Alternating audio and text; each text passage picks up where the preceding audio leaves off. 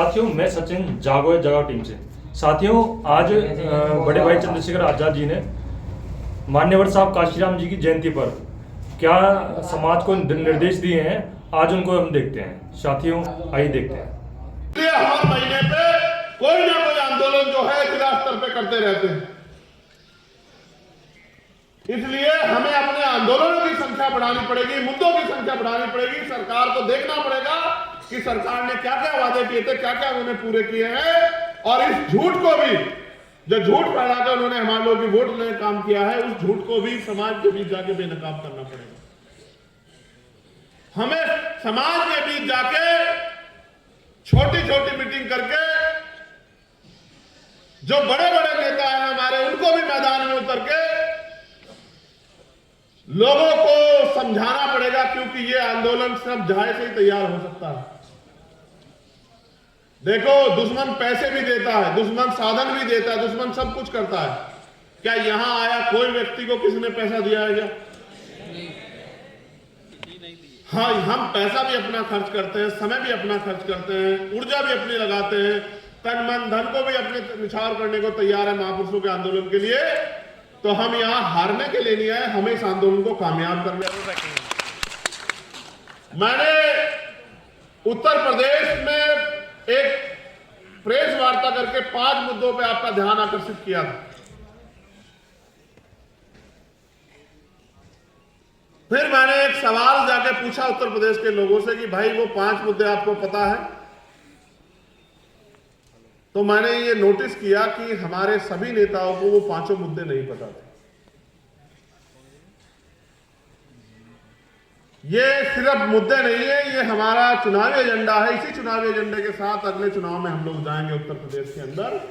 मैं बधाई देता हूं मैं उत्तर प्रदेश के साथियों को कि उन्होंने मजबूत संगठन जमीन पर तैयार किया है, और अभी जैसे जैसे समय नजदीक आएगा भविष्य के चुनाव का, तब तक हमारा संगठन और मजबूत हो जाएगा। वो 5 मुद्दे भी आपको, आप सब लोगों को, पूरे देश में रहने वालों से जुड़े हुए मुद्दे, उनका भी आपको ध्यान रखना चाहिए, क्योंकि हमारी समस्या राष्ट्रव्यापी है। हमें आंदोलन को एक ही जरिया, क्या तो मैं बहुजन मीडिया के लोग मेरी बात को आपको सुना देते हैं, या फिर मंच पर मैं अपनी बात को बोल देता हूं। टीवी वाले, अखबार वाले तो वही दिखाएंगे जो उनको दिखाना है, वो हमारी सारी बात को तो नहीं दिखा सकते, क्योंकि हम उनको जो उनको जरूरत है वो नहीं देते। इसलिए आपको ही समाज के बीच में जाके मेरे द्वारा, पार्टी के द्वारा, संगठन के द्वारा, हमारे लीडरशिप के द्वारा जो काम किया जा रहा है, जो करने की इच्छा है, उसको बताना पड़ेगा, तभी समाज के अंदर जागृति पैदा होगी। जैसे हमने मांग की और उसका निष्कर्ष भी आ गया। देखिए, आज मैं आपको चर्चा करूंगा।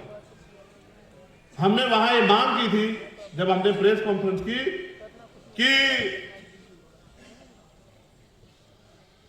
भारत में मंडल कमीशन के बाद 49.5% पे सुप्रीम कोर्ट ने कहा कि आरक्षण की यही सीमा हो सकती है, इससे ऊपर नहीं हो सकती। लेकिन फिर 2019 के चुनाव से पहले, लोकसभा के चुनाव से पहले, सरकार ने तत्काल ईडब्ल्यूएस पास करा दिया, और ईडब्ल्यूएस भारतीय संविधान की हत्या थी, क्योंकि भारतीय संविधान में आरक्षण प्रतिशत का जो पैमाना तय गया है वो आर्थिक आधार पर कभी नहीं हो सकता है। हमारे नेताओं ने अपने वोट बैंक के चक्कर में अपने ईमान को गिरवी रख के उसका समर्थन किया। उसका परिणाम यह हुआ, जबकि वो संवैधानिक था, लेकिन जब वो बात सुप्रीम कोर्ट में गई, हमारे लोगों को उम्मीद थी कि सुप्रीम कोर्ट से न्याय मिलेगा, लेकिन जिस तरह से भारत की न्याय व्यवस्था आज है और उसमें कोलोजन सिस्टम है, उसकी वजह से पिछले 39.5% हो गई। अब जो नए विज्ञापन आते हैं, आप देखना, 2 साल में ईडब्ल्यूएस का कोटा अगर 100 भर्ती आ रही है तो 70 का आ रहा है, और जो इतने लंबे समय का बैकलॉग है उसमें दलित पिछड़ों के बच्चों का कोटा वो 2-4 सीटों का आ रहा है। इसलिए हमने मांग की कि अब तो आपने आरक्षण की सीमा खत्म कर दी है, जो बैरियर आपने लगाया था 49.5% का, अब जिसकी इतनी संख्या भारी उसकी इतनी हिस्सेदारी, अब आपको देश में सबके लिए संख्या के आधार पर आरक्षण की व्यवस्था करनी चाहिए। और जब हम सरकार से बात कहते हैं तो सरकार कहती है कि साहब हम पे तो साधन नहीं, तो हमने कहा कि ठीक है, आपने पिछड़े वर्ग के लोगों को 27% आरक्षण दिया। आप गौर से सुनना मेरी बात को, जाके समाज में बताना कि आपने पैमाना बना के 52% ओबीसी को 27% आरक्षण दिया। उनका आधे से ज्यादा हिस्सा आप खा के चले गए। तो अब आप ये कहते हैं कि आप पे साधन नहीं, तो कम से कम जो अति पिछड़ी जाति है उनको उत्तर प्रदेश में 15%, 27% के अलग 15% आरक्षण की व्यवस्था आपको अति पिछड़ी जातियों के लिए करनी चाहिए, जिससे जब 100 वैकेंसी आए तो 15 पद अति पिछड़ी जातियों के बच्चों को मिले। जब सिविल सर्विस की 100 वैकेंसी आए तो 15 बच्चे पाल, प्रजापति, कश्यप, निषाद, मौर्य, साक्य, कुशवाहा के भी जाए, उनका भी प्रतिनिधित्व हो, वो भी बैठ के कुर्सियों पे अपने समाज के लिए कुछ करें। उसी क्रम में हमने कहा कि उत्तर प्रदेश में शेड्यूल कास्ट की 66 जातियां हैं। 6 जातियों के लोग तो मेहनत करके किसी तरह से आगे बढ़ पाए। उनकी संख्या भी अगर आप से सही तरह से काउंट करोगे तो वो 25% से पार होगी, लेकिन आप उनको 15.5% आरक्षण देते हो। तो जो अति दलित जातियां हैं, जिनका अभी तक जो शिक्षा में जिनका जो आगे नहीं बढ़ पाए, जिनका क्लर्क नहीं बना, उनको अवसर मिले, इसलिए 5% अतिरिक्त आरक्षण जो मिल रहा है उससे ज्यादा 5% आप देने का काम करो, अगर वास्तविकता में इन वर्गों के आप हितैषी। जबकि मैं जानता हूं कि जो केंद्र की भारतीय जनता पार्टी की सरकार है वो इतनी नालायक सरकार है कि उसने तो अपने पूंजीपति मित्रों को खुश करने के लिए पूरे आरक्षण व्यवस्था का तमाशा बना दिया। इसका परिणाम हमने 69,000 शिक्षक भर्ती में देखा। कल भी उस पर एक आदेश आया कि पूरी वो 6800 जो नियुक्ति अलग से दी गई थी हमारे आंदोलन के बाद, वो निरस्त कर दी जाए। हमने देखा कि 69,000 शिक्षक भर्ती में 20,000 पद हमारे खा गए, चोरी और ऊपर से सीना चोरी। और फिर इनके बचाव में न्यायालय खड़े हो जाते हैं, ये अच्छा नहीं है। इसलिए ये जब धर्म की बात करके हमारे लोगों को गुमराह करने का काम करेंगे तो हमारे अपने लोगों को हमें जाके बताना है कि आप इनसे ये भी सवाल पूछो कि आपके बच्चों को रोजगार कहां से मिलेगा, आपकी जेब में पैसा कहां से आएगा, आपको जमीन कहां से मिलेगी, आपको आगे बढ़ने के अवसर कहां से मिलेंगे। अभी मुख्यमंत्री जी ने एक काम और किया, मैं उस पर भी आऊंगा। ये एक षड्यंत्र है, मैं उसको बेनकाब करूंगा अपने लोगों के सामने। यहां हमारी एक और 5 मांगों में जो हमने रखी थी उसमें यह भी मांग थी कि SC, ST, OBC के लोगों को ठेकेदारी में जो सरकारी ठेके आते हैं उन ठेकेदारी में आरक्षण की व्यवस्था होनी चाहिए, क्योंकि नौकरी आपने आजाद भारत में किसी को ज्यादा लोगों को नहीं दी। जो जमीनें दी गई थी पूर्व की सरकारों द्वारा, वो जमीनें भी सरकार छीन रही है। और उसका मैंने इतने दिन पहले आपको जागरूक किया था। कल सरकार ने कहा कि SC, ST की जमीन जो है उत्तर प्रदेश में कोई भी ले सकता है, DM से परमिशन की जरूरत नहीं है। ये जमींदारों को, सामंतियों को, पूंजीपतियों को हमारी जमीन छीनने की अथॉरिटी दे रहे हैं। तो मैंने मुख्यमंत्री से अभी ट्वीट करके कहा, ये मेरा संदेश है उनको कि ये गलतफहमी में मत रखना कि इनको कोई संभालने वाला नहीं, इनका कोई रक्षक नहीं है। अगर ये गलतफहमी हो मुख्यमंत्री को निकाल लेना दिमाग से। अगर ये गलतफहमी हो गई हो कि इनका कोई रक्षक नहीं, इनके पीछे खड़े होने वाला कोई नहीं, तो जब तक हम बाबा साहब अम्बेडकर के बेटे जिंदा हैं तुमसे आर पार की लड़ाई लड़ेंगे। याद रखना मेरी बात।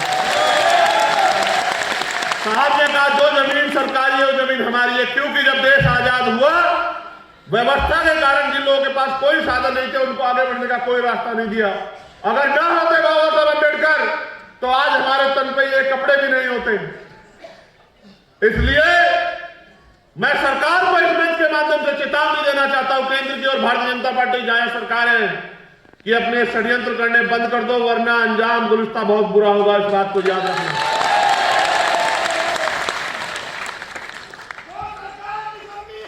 वो सरकार बदलनी है, वो सरकार बदलनी है। ये जमीन छीनना चाहते हैं और हम जमीन दिलाना चाहते हैं। ये बात भी आपको बतानी पड़ेगी कि जमीन दिलाने की ताकत सरकार में होती है। इसलिए हम कहते हैं कि अपने लोगों की चलो ताकतवर बनो। रोजगार देने की ताकत सरकार में होती है। इसलिए मैं आप लोगों से, मध्य प्रदेश, राजस्थान के लोगों से कह रहा हूं कि अपने लोगों को इनके भरोसे मत छोड़ो, उनको हाथ फैलाने मत दो। रोजी रोटी के लिए मोहताज हो गए हमारे लोग, वहां इनके भरोसे मत रहो। अपने लोगों को ताकतवर बनाने के लिए, उनको समझाने के लिए उनके बीच में जाओ। और भी कई मांगे हमने वहां रखी थी।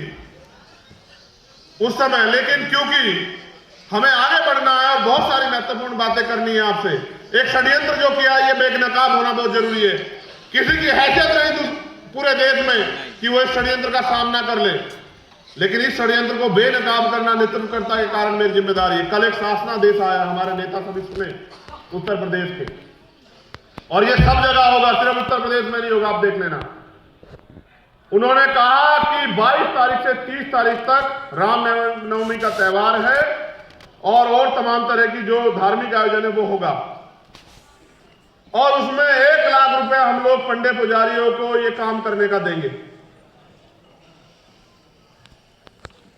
पहली बात, संविधान ये स्पष्ट करता है कि कोई भी धार्मिक कार्य किसी भी जाति धर्म का हो वो सरकारी खर्चे पे नहीं हो सकता। हाथ खोलो, दिमाग खोलो, हाथ मत जोड़ो, दिमाग खोलो। वो ये कह रहे हैं, देखो उनका षड्यंत्र। उन्होंने कहा कि डीएम एसएसपी जाके व्यवस्था करेंगे, एसडीएम जाके व्यवस्था करेंगे। उनका लक्ष्य क्या है, इस बात को समझो भाई। धर्म आपका व्यक्तिगत मामला है, कोई आपको उसके धर्म को मानने से नहीं रोक सकता, और चाहे वो हिंदू धर्म के लोग हो, मुस्लिम धर्म के लोग हो, ईसाई धर्म के लोग हो, सिख धर्म के लोग हो, कोई भी धर्म देना सिखाता है, लेना नहीं सिखाता, लूटना नहीं सिखाता, जो ही सिखाते हैं। और धर्म को मानने वाले लोग, अपनी आस्था ये होती है कि वो अपना खर्च करके अपने धर्म को सींचते हैं। ये है असली धर्म। इन्होंने व्यवस्था की है कि बैनर लगेंगे जनप्रतिनिधियों के, वो सरकारी खर्चे पे लगेंगे, और मंदिरों में लगेंगे, और मंदिरों में जो एमपी एमएलए है, क्योंकि उनकी सरकार है वहां, तो इनके नेता वहां मुख्य अतिथि होंगे। आप सोचो, ये मंदिर को राजनीतिक घर बनाना चाहते हैं कि मंदिरों में इनके नेता जाए, सरकारी खर्चे पे जाके भाषण दे, और भाषण देके कहें कि देखो हमारी पार्टी ने किया है, इसलिए आप हमारे साथ जुड़ जाओ। ये हमारे दलित पिछड़े वर्ग के लोगों को बेवकूफ बनाने की तैयारी है, उनकी वोट को लूटने की तैयारी है। ये कोई धार्मिक नहीं है। अगर धार्मिक होते तो मंदिर छोड़ के गोरखपुर का ये लखनऊ की सत्ता पे नहीं बैठे होते, आप सब लोग जानते हैं। हमें अपने समाज को सावधान करना होगा। हमारी बहनें वहां जाएंगी मंदिरों में पूजन करने के लिए, ये वहां अपनी बात बता के उनको बेवकूफ बनाने का काम करेंगे। हमें ज्यादा बड़े पैमाने पर मैं आपसे कह रहा हूं कि अपनी बहनों को इस आंदोलन से जोड़ना पड़ेगा, हमारी माओ को तैयार करना पड़ेगा। हमारी बहुजन सेवनियां जो इतिहास उनका गवाह है, इतना बड़ा इतिहास है, मां सावित्रीबाई फुले से लेके मां अवंतिकाबाई लोधी, मां झलकारी बाई, मां पन्नादाई, इतना बड़ा इतिहास है जिसका कोई तोड़ नहीं। उन वीरांगनाओं को, जो आज की वीरांगना है, उनको तैयार करना पड़ेगा। कुछ यहाँ बैठी है, कुछ घर पे है, उनको हमें जाके समझाना पड़ेगा कि इनसे कहो कि अगर वास्तविकता में तैयार करना है तो इन महिलाओं को सशक्त करो और हर महिलाओं को रोजगार दो। अगर तैयार करना है तो सुरक्षा करो बहन बेटियों की। उत्तर प्रदेश में और देश में जहां तुम्हारी सरकार है निकम्मो, बहन बेटियों की सुरक्षा नहीं कर पाते हो, भाषण देते हो, बेटी बचाओ बेटी पढ़ाओ के नारे देते हो, और आपकी सरकारों में हाथरस के साथ क्या हुआ आपने नहीं देखा क्या? ये भारतीय जनता पार्टी के लोग और इनकी महिला नेताएं भी चुप थी बिल्कुल, और सीबीआई ने क्लोजर रिपोर्ट लगाई और कहा कि ये हुआ। और देखो किस तरह से सत्ता का दुरुपयोग करके उन्होंने हमारी बहन को, न्याय को जो है बाधित करने का काम किया। देखा आपने किस तरह से आपके साथ हुआ अन्याय का मजाक उड़ा। उत्तर प्रदेश में 3 लोगों को बरी कर दिया और 1 आदमी को सजा, और वो भी वो जो धाराएं बैठती थी वो हटा दी। पूरी सरकार खड़ी थी आरोपियों को बचाने के लिए। केवल भीम आर्मी के लोग जमीन पर लड़ रहे थे उस समय, आजाद समाज पार्टी के लोग, और उनका दबाव था दिल्ली में कि मुख्यमंत्री को मजबूर होना पड़ा न्याय के लिए, लेकिन फिर भी न्याय के साथ घोटाला किया। याद रखना कि गुंडों को बचा नहीं पाओगे मुख्यमंत्री, मेरी बात को याद रखना। क्या उंगली दिखा दिखा के बात करते हो? सदन में नहीं हुआ, मैं सदन में वरना देता जवाब, अपने लोगों की तरफ से बताता कि उंगली कैसे दिखाई जाती है।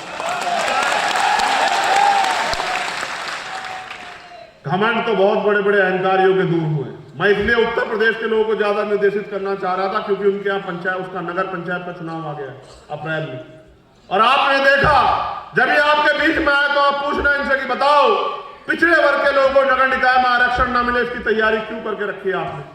क्यों इतने दिन तक आपने जो है वो ट्रिपल टैक्स पास नहीं करवाया?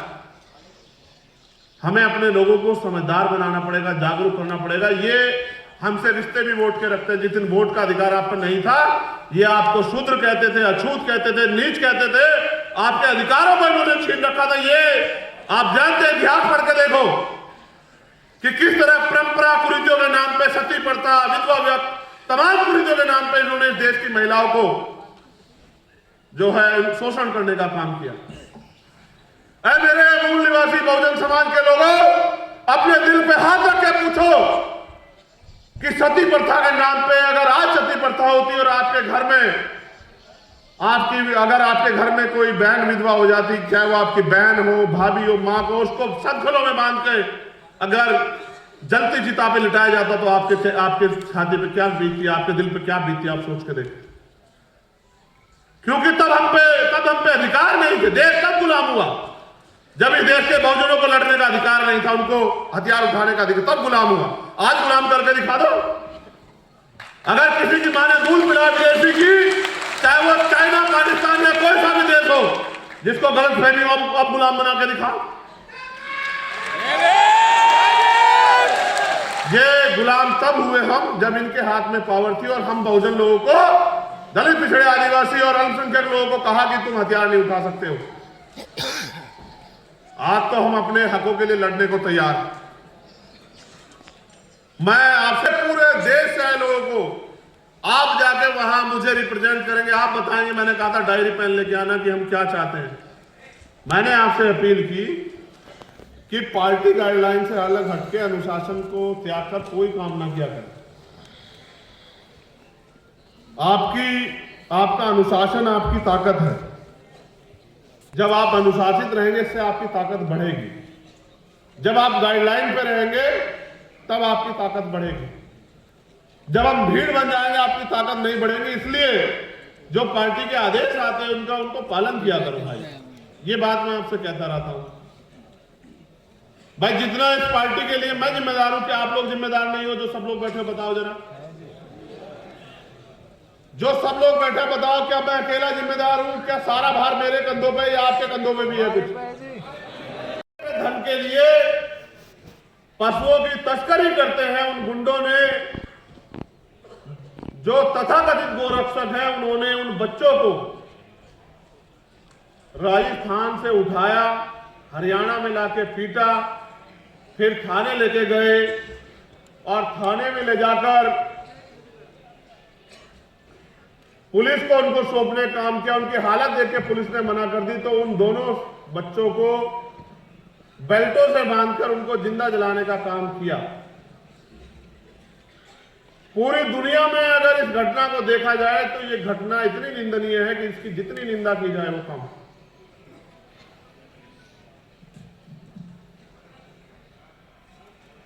जब मैं सती प्रथा का जिक्र कर रहा तो बिल्कुल ऐसा ही दर्द पैदा होता है जो इस घटना में हुआ, जिंदा लोगों को जलाने का। वो तो मैं धन्यवाद देता हूं राजस्थान और हरियाणा की टीम का। उन्होंने एक दिन में पूरा 1 दिवसीय आंदोलन करके सभी मुख्यालयों पे, और उनके सहयोगी के रूप में उत्तर प्रदेश, उत्तराखंड की टीमों ने सभी जिला मुख्यालयों पे आंदोलन करके उस निकम्मे मुख्यमंत्री को उन परिवारों से मिलने जाने के लिए मजबूर कर दिया, जबकि उनकी सरकार में अभी तक गिरफ्तारियां नहीं हुई। यहां मॉब लिंचिंग की घटनाएं होती हैं, यहां ग्रंथ साहिब की बेइज्जती की घटनाएं होती हैं, यहां तमाम तरह से हमारे गुरु घरों को, हमारे पवित्र स्थलों को ढाने की तैयारी चल रही है। बड़े पैमाने पर सरकार के लोग बसे हुए, जो 60-70 साल से लोग बसे हुए, बरेली बदायूं का एक मामला मुझे बताया साथियों ने, उन परिवारों को उजाड़ने का काम कर रही है। हल्द्वानी में जिससे उजाड़ने का काम किया, इन सब के खिलाफ भी हमें लड़ने की तैयारी करनी चाहिए और अपने संवैधानिक आंदोलन से सरकार को, इनकी सरकार की साजिश को नाकामयाब करना चाहिए। हमें जमीन पे जाके अन्याय करने वाले लोगों से, जो पीड़ित लोग हैं, उनकी आवाज बनना चाहिए, उनके साथ खड़ा होना चाहिए। जब नाइंसाफी हो, अन्याय हो, तो हमें जाति धर्म से ऊपर उठ के उनकी मदद करनी चाहिए। ये हमारी जिम्मेदारी होनी चाहिए। मैं एक भीम आर्मी के वरिष्ठ साथी यहां बैठे, सीनियर साथी, उनको भी एक आग्रह करना चाहता हूं कि वो अपनी पाठशालाओं पे ज्यादा काम शुरू करें। उन पाठशालाओं के जरिए हमारा नया कल तैयार हो रहा है, उन पाठशालाओं पर ज्यादा काम करें। उसके साथ साथ भीम आर्मी को अब हम बहुजन सुरक्षा दल के रूप में भी उनसे काम लेंगे। बहुजन सुरक्षा दल का क्या काम है इसको जानने के लिए अब संगोष्ठियां जो है आप लोगों के बीच में रखी जाएंगी और भीम आर्मी के लोगों को, भीम आर्मी के हमारे नेताओं को अपने कैडर को तैयार करना है कि वो अपने इस दल को, इस शक्ति को बहुजन समाज की सुरक्षा में समर्पित अर्पित करने का काम करें। उस सुरक्षा दल के जरिए जो वोटों की लूट होती है, जो ईवीएम द्वारा वोटों की चोरी हो रही है, जो तमाम तरह से वोट कटवाई जाती है या हमारे लोगों को डरा धमकाया जाता है या फिर हमारे लोगों में जो अन्याय होता है, हमारे कार्यकर्ताओं को जो नुकसान पहुंचाया जाता है, झूठे मुकदमे लिख के जो जेल भेजा जाता है, उनके खिलाफ भी जो है निर्णय लेने की क्षमता उनको हम लोग देंगे कि वो निर्णय लेकर इनके खिलाफ भी ताकतवर तरीके से काम करें। विकल्प के तौर पे, भविष्य के तौर पे हम पे जो अगले संकल्प है वो हरियाणा में आजाद समाज पार्टी काशीराम के आंदोलन को खड़ा करने का है, उड़ीसा झारखंड में आजाद समाज पार्टी काशीराम के आंदोलन को खड़ा करने का है। इसलिए मैं हरियाणा, उड़ीसा, छत्तीसगढ़ के साथियों से कहना चाहता हूं कि वो भी कमर कस ले, क्योंकि वहां भी राजनीतिक शक्ति की जरूरत है। क्योंकि जब तक राजनीतिक शक्ति नहीं होगी तब तक वहां आपके हाथ अपने लोगों की मदद के लिए कलम की ताकत के साथ आगे नहीं बढ़ पाएंगे। इसलिए वहां भी आप तैयारियां कर लें। और मैं जो वहां प्रभारी है भीम आर्मी के जो प्रदेश के संयोजक हैं, उन सब लोगों से कहना चाहता हूं कि वो कमर कसे। अब आपको राजनीतिक शक्ति की जरूरत है समाज को अवसर देने के लिए, इसलिए आपको अपनी तैयारी को मजबूत करना चाहिए। उत्तर प्रदेश के जो साथी हैं उनको नगर निकाय चुनाव की तैयारी मजबूती से करने के लिए तैयार होना चाहिए। वही हरियाणा और छत्तीसगढ़, राजस्थान के, उड़ीसा के छात्र साथियों को अपने संगठन निर्माण कार्य में लगना चाहिए और मध्य प्रदेश, राजस्थान के साथियों को सत्ता प्राप्ति के लिए लगना चाहिए। उनको अपने पैरों पे खड़ा होने के लिए लगना चाहिए। उनको आपसी मनमुटाव त्याग करके निर्णय लेके अपनी ताकत बनने के बनाने के लिए तैयार होना चाहिए। करोड़ों माओ बहनों, बुजुर्गों, नौजवानों के आंसुओं, उनकी तकलीफों का ख्याल रखते हुए अपने आप को ताकतवर बनाने के लिए समर्पित करना चाहिए। ऐसा भी मेरा मानना है कि आप लोग करके मुझे दिखाओगे। हमने अगले टारगेट के तौर पे उत्तर प्रदेश के लोगों के लिए भी एक टारगेट रखा है कि उनको अगले 6 महीने के अंदर 10 लाख सक्रिय सदस्यों की सदस्यता जो है उत्तर प्रदेश में करानी है। इतने सक्रिय सदस्य उत्तर प्रदेश में होने ही चाहिए।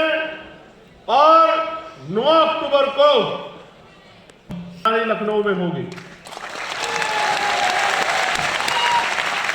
9 अक्टूबर आज हम लोग जिनकी जयंती मना रहे हैं, उनके परिनिर्वाण दिवस पे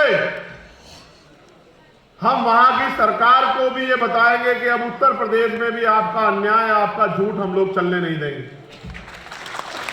इसके लिए आपको दीवारों का, अपने शरीर का सहारा लेना पड़ेगा, तमाम तरह के छोटे साधनों का सहारा लेना पड़ेगा, सोशल मीडिया का सहारा लेना पड़ेगा। अभी से आपको लिखना शुरू करना पड़ेगा, 9 अक्टूबर लखनऊ चलो।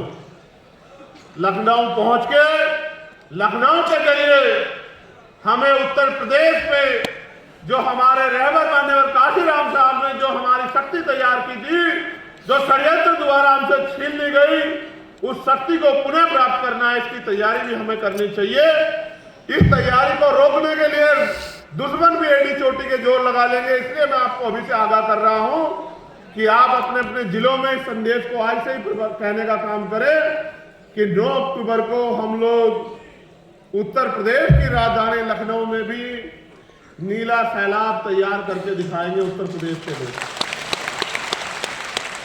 जिस तरह मध्य प्रदेश में हमने तय किया है कि मध्य प्रदेश में पहला आदिवासी मुख्यमंत्री आजाद समाज पार्टी काशीराम देगी और उसके साथ साथ एक पिछड़े वर्ग का उप मुख्यमंत्री, एक अनुसूचित जाति का उप मुख्यमंत्री और एक अल्पसंख्यक समाज का मुख्यमंत्री भी हमारी पार्टी वहां सरकार बनाने पे देगी। और जमीन पे उसकी बड़ी तैयारी चल रही है। परसों छतरपुर में भी हम लोग बताएंगे कि अगर किसी पाखंडी को ये धोखा हो गया हो कि वो हमारे लोगों का अपमान करेगा, तो ये अपमान अब बर्दाश्त नहीं किया जाएगा।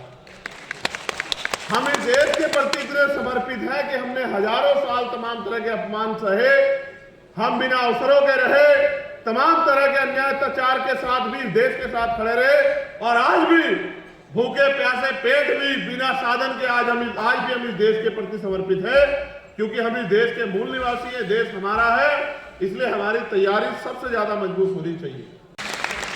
मैं पुनः आप सभी के लिए मंगल कामनाएं भेंट करता हूं, पुनः आपके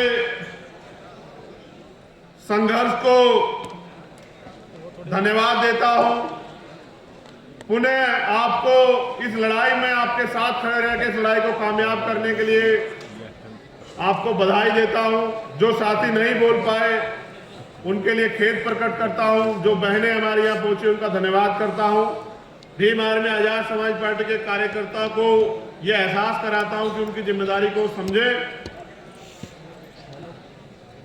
आपसे एक वादा मेरा है, मैं इस शायरी के रूप में आपको रख रहा हूं।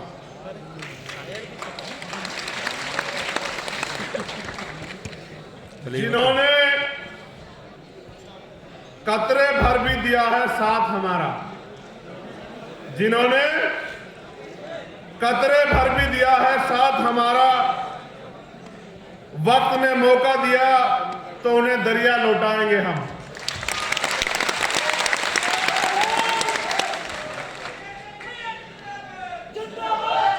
आज के दिन भाई जितेंद्र मेघवाल जी की हत्या हुई थी, आपको याद है ना? मैं जख्म भूलता नहीं।